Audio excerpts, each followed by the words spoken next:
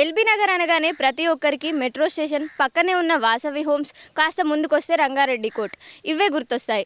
అయితే ఎల్బీ నగర్కి వందల ఏళ్ల నాటి చరిత్ర ఉందని తెలిసిన వాళ్ళు చాలా అరుదుగా ఉంటారు. ఎల్బీ నగర్లో కిల మైసమ్మ కోట కూడా ఉంది.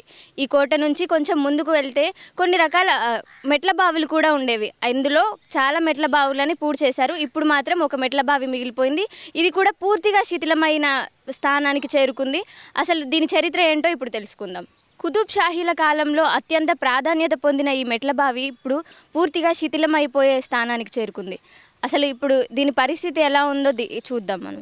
శిథిలమై కనుమరుగైపోతుందేమో ప్రస్తుతం ఈ బావి అన్నట్లుగా ఉంది ఇది. ఈ బావి లోపలికి దిగడానికి 100కు పైగానే మెట్లున్నాయి.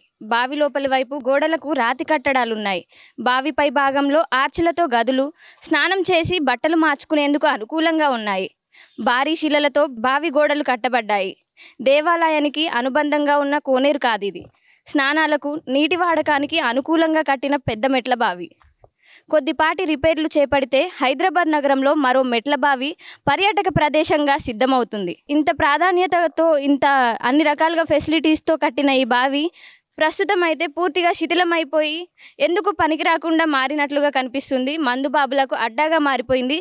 ఎక్కడ చూసినా తాగి పడేసిన బీర్ బాటిళ్ళు, వాటికి సంబంధించిన గాజు ముక్కలు, అలాగే వాడి పడేసిన సిగరెట్ పీకాలు, ఇంకా ఒక్కటేంటి అన్ని రకాల చెడ్డ పనులకు, అసభ్యకరమైన పనులకు కూడా ఇది అడ్డాగా మారిపోయినట్లుగా తెలుస్తోంది. ప్రస్తుతం మనం మెట్ల బావి లోపల ఉన్నాము.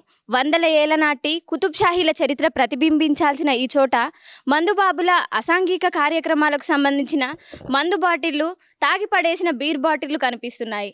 ఇదంతా చూస్తే అర్థమవుతుంది. బావి కూడా పూర్తిగా ఎండిపోయింది. ఎక్కడ చూసినా కూడా తాగి పడేసిన బీర్ బాటిళ్లు. ఇదంతా చూసి స్థానికులు తీవ్ర అసహనం వ్యక్తం చేస్తున్నారు.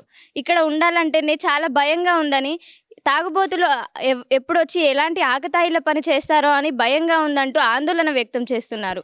ఇప్పటికైనా అధికారులు స్పందించి ఈ బావి దగ్గర మరమ్మతులు చేపట్టి దీన్ని పర్యాటక ప్రాంతంగా తీర్చిదిద్దాలని కోరుతున్నారు. కొన్ని మరమ్మతులు చేపడితే పూర్తిగా పర్యాటక స్థలంగా మారుతుందని ఇక్కడున్న వారంతా చెబుతున్నారు. ఇప్పటికైనా అధికారులు, చరిత్రకారులు దీనికి సంబంధించినవి అన్నిటినీ పరిశీలించి ఈ బావిని మళ్ళీ బాగు చేస్తే బాగుంటుందని అనుకుంటున్నారు. మెట్ల బావి పైభాగంలో గదులున్నాయి. దాన్ని చూడడానికి మనం వచ్చాము. ఇక్కడ చూడండి, అప్పట్లోనే ఈ గదులను ఎంత అద్భుతంగా తీర్చిదిద్దారో. స్నానం చేసి బట్టలు మార్చుకోవడానికి అనువుగా ఉండేలాగా ఈ గదులని కట్టారు. అయితే ఇప్పుడు ఇది కూడా పూర్తిగా శీతల అవస్థకు చేరుకుంది. ఇక్కడ కూడా అసాంఘిక కార్యక్రమాలు మొత్తం జరిగినట్లుగా తెలుస్తుంది. మొత్తం ఎక్కడ చూసినా తాగి పడేసిన బాటిల్స్, మందు తాగిన గ్లాసులు, సిగరెట్ పీకాలు ఇవే కనిపిస్తున్నాయి. ఇక్కడ ఉన్న ఆర్కిటెక్చర్ని ఒకసారి గమనిస్తే అప్పట్లోనే వందల ఏళ్ల క్రితమే దీన్ని ఎంత అద్భుతంగా తీర్చిదిద్దారో అర్థమవుతుంది. రాత్రి వేళలో స్నానాలు చేస్తే వెలుతురు ఉండడానికి అనువుగా దీపాలు పెట్టుకునేలాగా వీటిని నిర్మించారు. ఇంత అద్భుతంగా నిర్మించిన ఈ కళాఖండం అనేది పూర్తిగా శిథిలావస్థకు చేరుకోవడంతో ఇక్కడున్న స్థానికులంతా తీవ్రమైన అసహనం వ్యక్తం చేస్తున్నారు. ఇప్పటికైనా అధికారులు స్పందించి దీనిపై ఇక్కడ ఎలాంటి అసాంఘిక కార్యక్రమాలు జరగకుండా అధికారులు స్ట్రిక్ట్గా చర్యలు తీసుకోవాలని, ఇంకా దీనికి సంబంధించిన చరిత్ర ఏదైతే ఉందో దాన్ని అంతా కూడా చరిత్రకారులు పరిశోధనలు జరిపి, అలాగే దీనిపై కొన్ని రీసెర్చ్లు చేసి దీనికి సంబంధించిన చరిత్రను కూడా మొత్తం ప్రజలకు, ముందు తరాలకు తెలిసేలాగా చేయాలని స్థానికులు కోరుతున్నారు. అలాగే దీన్ని పర్యాటక ప్రాంతంగా తీర్చిదిద్దేందుకు కొన్ని రకాల ఏర్పాట్లు చేసి కొన్ని రకాల డెవలప్మెంట్ పనులు కూడా చేపడితే బాగుంటుందని కోరుతున్నారు. ఇప్పటికైనా అధికారులు స్పందించి దీనిపై మరమ్మతులు చేయించి పర్యాటక స్థలంగా మారిస్తే బాగుంటుందని కోరుతున్నారు. అయితే ఇప్పుడున్న స్థలాన్ని, ఈ బావి అలాగే బావి చుట్టూ ఉన్న స్థలాన్ని విక్టోరియా మెమోరియల్ హోమ్స్కి గవర్నమెంట్ ఇచ్చినట్టుగా తెలుస్తోంది. ఇక్కడ పక్కన వ్యవసాయ భూమి కూడా ఉంది. ఈ భూమి మొత్తాన్ని సాగు చేయడానికి కూడా ఉపయోగిస్తున్నారు. విక్టోరియా మెమోరియల్ హోమ్స్లో ఉండే అనాథ పిల్లల కోసం ఇక్కడ సాగు చేసిన ధాన్యాన్ని అక్కడికి పంపించి వాళ్ళకి ఫుడ్, అలాగే వాళ్ళకి కావలసిన భోజనం వంటి వాటిని దీని నుంచే ఇస్తున్నట్టుగా తెలుస్తోంది. అయితే ఇది మాత్రమే కాకుండా ఇక్కడున్న పర్యాటక ప్రాంతాన్ని కూడా గుర్తించి ఈ మెట్ల బావిని పూర్తిగా డెవలప్ చేసి ఇక్కడికి మందుబాబులు, అలాగే అసాంఘిక కార్యక్రమాలు జరగకుండా కొన్ని రకాల స్ట్రిక్ట్ చర్యలు చేపట్టాలని స్థానికులు కోరుతున్నారు. మెట్ల బావి మాత్రమే కాకుండా చుట్టుపక్కల ఉన్న ప్రదేశం అంతా కూడా పూర్తిగా బంజరు భూమిగా మారిపోయింది. ఎక్కడ చూసినా కంప చెట్లు పెరిగిపోయాయి. ఈ కంప చెట్లు పెరగడం, ఇదంతా అడవిలాగా మారిపోవడంతో పాములు కూడా వస్తున్నాయని స్థానికులు భయాందోళనలకు గురవుతున్నారు. ఇక్కడ ఉన్న ప్రదేశాన్ని మొత్తం బాగు చేయించి పిచ్చి చెట్లను తొలగించి పాములు ఇలాంటివి ఏమి రాకుండా చర్యలు తీసుకోవాలని కోరుతున్నారు. ఇక్కడ చూస్తే మనకి కనిపిస్తున్నాయి, ఎక్కడ చూసినా మొత్తం పిచ్చి చెట్లు పెరిగిపోయాయి.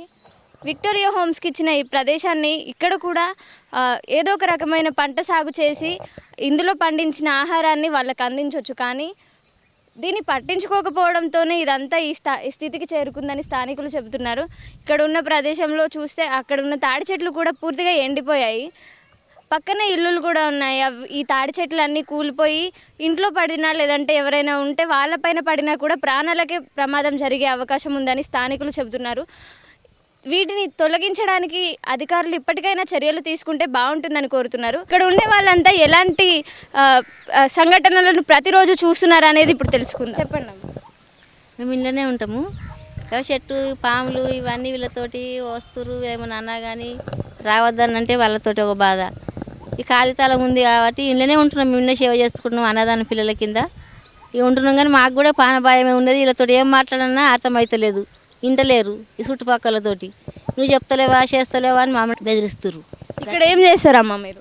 ఇంట్లోనే చేస్తాం, తోటలో పని చేస్తాం.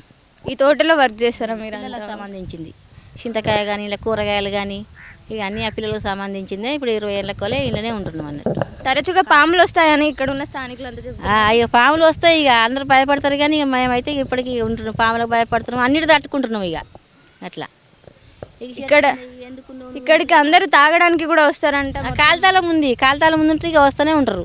ఇంటలేరు, వద్దంటే ఇంటలేరు.